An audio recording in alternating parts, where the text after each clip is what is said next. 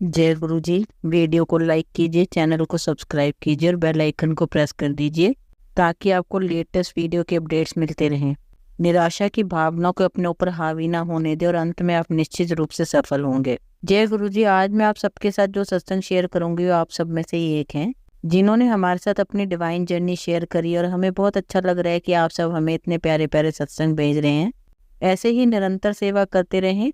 आज जो आप सत्संग सुनोगे वो आद्या आंटी जी के, और आंटी जी अपनी जगह गुप्त रखना चाहती है जिसका हम दिल से सम्मान करते हैं। आंटी जी ने हमें बहुत ही सुंदर और आश्चर्यजनक सत्संग शेयर करा है। जैसा आंटी जी ने अपना सत्संग हमारे साथ शेयर करा है वैसे ही आप सबके साथ इस सत्संग के माध्यम से आज मैं साझा करूंगी। और हमारी छोटी सी कोशिश यह रहती है जो ये ब्लेस सत्संग हम आप सबको सुनाते हैं वो हर घर तक पहुंच सके और सब संगत सत्संग सुने और ब्लेस हो सके। इसलिए सब संगत सत्संग के अंत तक बने रहना और सत्संग को बहुत ही ध्यान से सुनना और सत्संग को बीच में ना छोड़े, क्योंकि सत्संग सुनने वाले का भी कल्याण होता है, सत्संग करने वाले का भी। हो सकता है जो आज आप सत्संग सुने उससे आपको अपने कई सवालों के जवाब मिल जाएं। तो चलिए सत्संग शुरू करते हैं। जय गुरु जी। गुरु जी ने मुझे और मेरे परिवार को 2016 की शुरुआत में अपनी संगत का हिस्सा बनाने का सौभाग्य दिया। उनकी शरण में बिताए गए वर्ष जादुई और अपार आशीर्वाद से भरे रहे हैं। उनकी कृपा का एक उदाहरण मेरे मन में उभरता है। यह 2018 का जुलाई का महीना था और मेरे दादा दादी सहित मेरे परिवार को एक शादी में शामिल होने के लिए जयपुर जाना था। पिता ने हमारी पारिवारिक कार के बजाय अपने दोस्त की एंडेवर कार का उपयोग करने का निर्णय लिया। मेरे दादा दादी अंतरिक्ष कारणों से एक अलग कार में गए थे। जयपुर से लौटते समय रास्ते में हमारा एक्सीडेंट हो गया। हमारे ठीक सामने एक लंबी बस ने अचानक ब्रेक लगाया और हम उससे जोर से टकरा गए।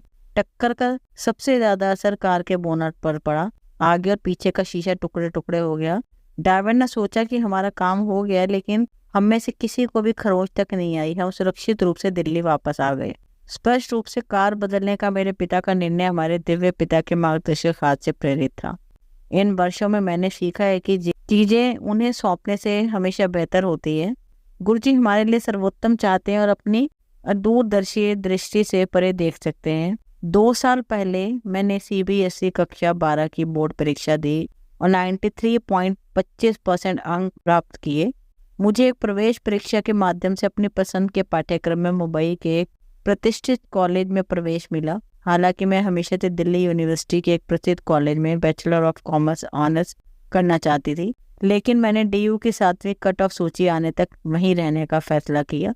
मैंने थोड़ा और इंतजार किया और जब 8वीं कट ऑफ शीट जारी हुई तो उन्होंने मुझे जो धैर्य और विश्वास दिया उनका फल मिला।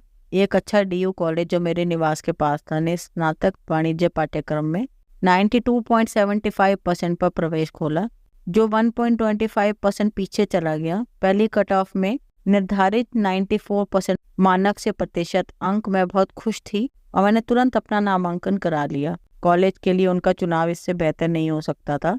जल्दी कोविड-19 आ गया और मैं अपना कॉलेज जीवन घर पर बैठकर खुशी से बिता सकी। आज मैं मंगो नहीं मन्नो मैं पूरी तरह विश्वास करती हूँ। गुरुजी मुझे सही लोगों से जोड़ते रहते हैं और सही जगह पर ले जाते हैं। जब भी मैं किसी चीज के बारे में सोच रही होती हूँ गुरुजी मुझे इसका उत्तर गुरुजी के स्पेशल मीडिया अकाउंट पर या सत्संग के माध्यम से पोस्ट किए गए संदेश के माध्यम से देते हैं। कई बार उन्होंने मुझे स्वप्न में भी दर्शन दिए हैं। यदि आप गुरुजी पर पूरा भरोसा करते हैं तो वह आपके जीवन की छोटी छोटी चीजों का ध्यान रखते हैं। मुझे याद है कि 10वीं की कक्षा में मेरी फ्रेंच में एक एक्सटेम्पोर परीक्षा थी। विषय शिक्षक पाठ्यक्रम से बाहर के विषयों पर विद्यार्थियों के सवालों का जवाब देते थे और मैं और मेरे सहपाठी घबरा रहे थे क्योंकि हमें भाषा का सीमित ज्ञान था। मेरे पास गुरुजी के स्वरूप वाली एक कलम थी। मैं गुरुजी का आशीर्वाद इस रूप को एक थैली में रखती थी जिसे मैं स्कूल ले जाती थी। उस दिन मैंने थैली अपने पास रख ली। जैसे ही मेरे शिक्षक ने विषय पढ़ा जो विषय पर था मैं आश्चर्यचकित रह गई। मैंने इसके लिए तैयारी नहीं की थी, लेकिन एक दिन पहले फ्रेंच में एक लेख में मुझे यही विषय मिला था। मुझे परीक्षा में 5 में से 4 अंक मिले और मैं 7वें आसमान पर थी, क्योंकि अगर मेरी याददाश्त सही रही तो ये समतो कक्षा में दिए गए सर्वोच्च अंक थे। इस यात्रा को शुरू करने से पहले मैंने कभी नहीं सोचा था कि मुझे गुरुजी पर इतना विश्वास हो जाएगा। आज मुझे पता है कि गुरुजी के लिए कुछ भी असंभव नहीं है और उनका आशीर्वाद कभी खत्म नहीं होता। वह सदैव किसी न किसी रूप में हम पर अपना आशीर्वाद बरसाते हैं।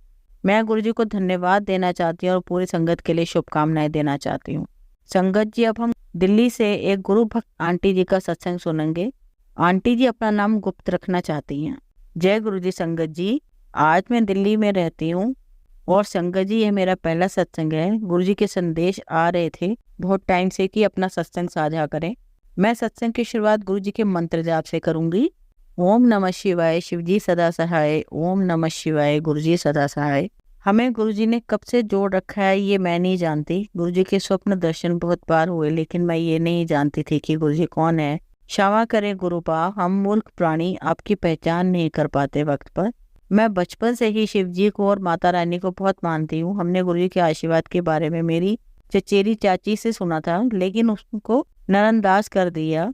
फिर मेरी भाभी चाची ने गुरुजी के बारे में मुझे और बड़े भाई को गुरुजी के बारे में बताया और हमें बड़े मंदिर जाने के लिए बोला। उन दिनों मेरे पास कोई काम नहीं था और हम लोग बहुत परेशान चल रहे थे।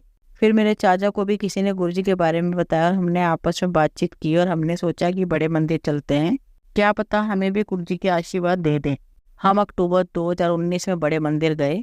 उस दिन सोमवार था। हमको पता नहीं था कैसे और कब मंदिर में दर्शन करते हैं। जैसे संगत लाइन में जा रही थी, हम भी उनके वैसे देखते उनके पीछे पीछे जाने लगे। हमको समाधि के दर्शन भी मिले। हमको बड़े मंदिर के हॉल में 10 मिनट बैठने का सौभाग्य मिला। उसके बाद हमें चाय प्रसाद और समोसा प्रसाद और लड्डू प्रसाद का लंगर दिया और हम सब घर वापस आ गए। उसके बाद मैं और मेरे अंकल 2-3 बार सोमवार को ही दर्शन करने गए। वहां जाना अच्छा लगता था, लेकिन पता नहीं क्यों कनेक्शन नहीं बन पा रहा था गुरुजी से। दिसंबर 2019 में गुरुजी ने एक संविदा नौकरी दी, उसके लिए शुक्राना गुरुजी का, जो उन्होंने मुझे ही आशीर्वाद दिया। फिर हमें किसी ने बोला कि गुरुवार से रविवार तक शाम को मंदिर खुलता है और लंगर प्रसाद भी मिलता है, जो बहुत ही दिव्य और अद्भुत होता है, वो जरूर करके आओ। फिर हम अपनी बेटी को शाम को लेकर बड़े मंदिर गए। हमने वहाँ लंगर प्रसाद खाया। मेरी बेटी साग और मक्के की रोटी नहीं खाती थी और लंगर में साग और मक्के की रोटी, सब्जी, चपाती, कड़ा प्रसाद, सलाद और चटनी प्रसाद थे। 4 लोगों ने मिलकर एक थाली में प्रसाद खाया। संगत जी, मेरी बेटी को साग और मक्की की रोटी बहुत अच्छी लगी, हमें भी, और हम सब ने लंगर प्रसाद खाकर गुरुजी का शुक्राना किया और अपने घर आ गए। उसके बाद कोविड आ गया और मंदिर जाना छूट गया, लेकिन हम घर में गुरुजी की बात करते थे। जब तक कोविड में पास के साथ मंदिर दर्शन खुले, तब तक हम लोग पास वाले मंदिर के दर्शन नहीं कर पाए, क्योंकि जब तक हमको पता ही नहीं चला कि पास बन रहे हैं। जब पता चला तब तक खिड़की बंद हो जाती थी। जैसे ही बिना पास के दर्शन खुले, हम लोगों को बड़े मंदिर जाने की बहुत इच्छा हुई और जैसे ही गुरुजी का बुलावा आया, हम दर्शन करने गए। 2021 मुझे संविदा नौकरी छूट गई। मार्च 2022 में मैंने पहला सत्संग अटेंड किया। उसके बाद गुरुपा से कनेक्शन जुड़ गया और गुरुजी ने 2-3 दिन के बाद ही वर्क फ्रॉम होम जॉब आशीर्वाद में दी, जो कि ज्यादा समय तक नहीं चल सकी। सिर्फ 2.5 महीने में ही उस जॉब का काम खत्म हो गया। शायद हमारे कर्म खराब थे। 2023 अप्रैल के अंत में गुरुपा ने एक और छोटी नौकरी आशीर्वाद में दी, जो अभी भी गुरुपा की कृपा से चल रही है। मेरा प्रोफाइल और वो जॉब मैच नहीं करती, लेकिन मुझे विश्वास है कि गुरुपा जल्दी मुझे कोई अच्छी जॉब का आशीर्वाद देंगे। शुक्राना गुरुपा। गुरुपा ने हमारा हाथ पकड़ा, उसके लिए गुरुजी का बहुत बहुत शुक्राना। मुझे कई दिनों से संदेश आ रहे हैं कि आप अपना सत्संग साझा करो, आशीर्वाद ले। सत्संग सुनते हुए जय गुरुजी, शुक्राना गुरुजी तो कर देते हैं, फिर सत्संग सुनकर पता लगा कि शुक्राना करने का मतलब होता है अपना सत्संग शेयर करना। मुझे उस वक्त पता नहीं था कि कैसे सत्संग शेयर करते हैं, फिर भी जो गुरुपा लिखवा रहे थे वो मैं लिख रही थी। मैंने गुरुजी से अपनी बेटी को आशीर्वाद देने के लिए कहा है, क्योंकि उसका जन्मदिन 25 तारीख को आता है और अगर हम 9 को जोड़े तो नंबर 7 की ब्लेसिंग्स होती हैं, जो कि हम सबके लिए बहुत ही अच्छी है, क्योंकि ये नंबर हमारे प्यारे गुरुजी का है। संगत जी, मैंने अपनी बेटी के लिए अरदास की हुई है। गुरुजी, आप मेरी अरदास सुने और उसको आशीर्वाद दें। संगत जी, मैं अपने और सत्संग फिर कभी शेयर करूंगी। अभी ये सत्संग बहुत लंबा हो गया, तो मैं अपने सत्संग को गुरुजी के मंत्र जाप से ही यहीं विराम देती हूँ और जल्दी ही अपना दूसरा सत्संग शेयर करूंगी, जब तक गुरुजी मेरी बेटी वाली अरदास पूरी कर दें। और संगत जी, सत्संग में अगर कोई भी गलती हुई हो तो गुरुपा और संगत जी मुझे माफ करना। ओम नमः शिवाय, शिवजी सदा सहाय। ओम नमः शिवाय, गुरुजी सदा सहाय। संगत जी, अब हमें गुरु भक्त आंटी जी का सत्संग सुनेंगे और आंटी जी ऑस्ट्रेलिया से हैं। ओम नमः शिवाय, शिवजी सदा सहाय। ओम नमः शिवाय, गुरुजी सदा सहाय। जय गुरु जी, शुक्राना गुरु जी। सभी संगत जी को जय गुरु जी। मैं अपना दूसरा शुक्राना सत्संग शेयर कर रही हूँ। गुरु जी के रोज मैसेज आ रहे हैं शुक्राना कर, और मैं रोज बोलती थी ओके गुरु जी, और ऐसे करते हुए काफी दिन निकल गए। पर आज तो कमाल ही हो गया। गुरु जी बोले, तू इतनी आलसी क्यों बन रही है, शुक्राना कर। और ये पढ़ते ही मैं बैठ गई सत्संग शेयर करने। ये भी अपने आप में एक छोटा सा सत्संग ही है, मैंने अपने पहले सत्संग में बताया था कि मैं हमेशा श्री राम जाप और हनुमान चालीसा ही करती हूँ, और गुरु जी का मंत्र जाप करते हुए कब राम नाम जपने लगती हूँ मुझे पता नहीं लगता। तब मैंने गुरु जी से अरदास की, प्लीज गुरुपा आप मेरे राम नाम जाप को ही अनुमति दे दो और मुझे बताओ कि कहीं आप नाराज तो नहीं हो। तो संगत जी, आप यकीन नहीं करेंगे संगत जी, मेरे पास नेक्स्ट डे एकदम क्लियर मैसेज था कि पुत्र राम नाम जपया कर और सारा दिन राम नाम से संबंधित ही शब्द कीर्तन के ही मैसेज आते रहे। और ये सब देख और सुनकर मेरी आंखें भर आई। ऐसे हमारे गुरुपा जो हमारी सभी विश पूरी करते हैं। अगर मुझसे सत्संग शेयर करने में कोई भूल चूक हुई हो तो गुरुपा और गुरुजी मुझे क्षमा करना, और गुरुपा सबकी झोली खुशियों से भर देना, और जो चैनल के माध्यम से सत्संग शेयर कर रहे हैं उनका भी कल्याण करना। अब मैं अपने सत्संग को गुरुजी के मंत्र जाप के साथ ही विराम दूंगी। ओम नमः शिवाय, शिवजी सदा सहाय। ओम नमः शिवाय, गुरुजी सदा सहाय। जय गुरुजी। अब आप सबको 2 कहानियां सुनाती हूँ। आप सब इन 2 कहानियों को बहुत ध्यान से और एक शांत वातावरण में ही सुनना। चलिए कहानी शुरू करते हैं। हमारी पहली कहानी का शीर्षक है एक बूढ़ी अम्मा की कहानी। किसी ने बड़े कमाल की बात कही है कि अगर भरोसा श्री कृष्ण पर हो तो वो सिर्फ कृपा नहीं करते बल्कि सारथी भी बन जाते हैं। मैं एक दिन मथुरा से ट्रेन में बैठा और जैसे ही अपने कंपार्टमेंट में अपने डिब्बे में अंदर घुसा तो मुझे एक बूढ़ी महिला के रोने की आवाज आई। जोर जोर से कोई रो रहा था। मुझे लगा शायद कोई बात हुई, कोई विवाद हुआ होगा, तो मैंने ज्यादा ध्यान नहीं दिया। जो ट्रेन थी वो स्टेशन छोड़ चुकी थी, हॉर्न बज चुका था, ट्रेन रवाना हो चुकी थी। लगभग 10 मिनट बीत गए लेकिन वो आवाज जो थी रोने की वो चुप नहीं हो रही थी। तो मुझे लगा कि जाके देखना चाहिए क्या बात है, ऐसा क्या विवाद हो गया, कोई छुप ही नहीं हो रहा है। जा करके देखा तो दरवाजे के पास में एक बूढ़ी अम्मा बैठी थी और रोए जा रही थी। 2-3 लोगों ने आकर के उनसे पूछा कि माँ की क्या बात हुई है, बता दो बता दो। महिला ने कोई बात ही नहीं बताई। जिन्होंने कहानी लिखी वो कहते हैं कि मैंने जा करके कोशिश की, मैया क्या हो गया आप बताओ तो सही, बताओ। वो माता जी कुछ बता ही नहीं रही थी। मैं उनके पास ही बैठ गया और 5 मिनट तक उनसे जिद करता रहा कि बताओ क्या बात है। तो उन्होंने अपने झोले में अपने बैग में से एक लिफाफा निकाल करके मेरे हाथ में रख दिया और कहने लगी कि खुद ही देख लो। मैंने उस लिफाफे को खोला तो उसमें 4 पेड़े थे, 200 रुपए और एक कागज था। इसमें से इत्र की महक आ रही थी। मैंने पूछा माँ जी ये क्या है, तो वो रोने लगी। फिर रोते रोते बताने लगी, मैं वृंदावन बिहारी जी के मंदिर गई थी दर्शन करने के लिए, बहुत देर तक लाइन में लगी रही, फिर मेरा नंबर आया तो मैंने प्रणाम किया, 200 रुपए दिए। उधर से मुझे सिर्फ एक पेड़ा मिला तो मैं जिद पर अड़ गई। उनसे कहने लगी, पंडित जी कि मैंने 200 रुपए दिए हैं, मुझे 2 पेड़े चाहिए। उन्होंने मुझे मना कर दिया कि चलो चलो आगे चलो, बहुत भीड़ है बहुत भीड़ है। मैं जिद करती रही, उन्होंने मेरी एक ना सुनी। मैंने अपना पेड़ा भी वापस दे दिया और कहा रखो अपने पास, और बाहर आकर के अपने बिहारी जी को कोसने लगी। कन्हैया को कहने लगी कि क्या करते हो आप, मैं आपसे बहुत नाराज हूँ।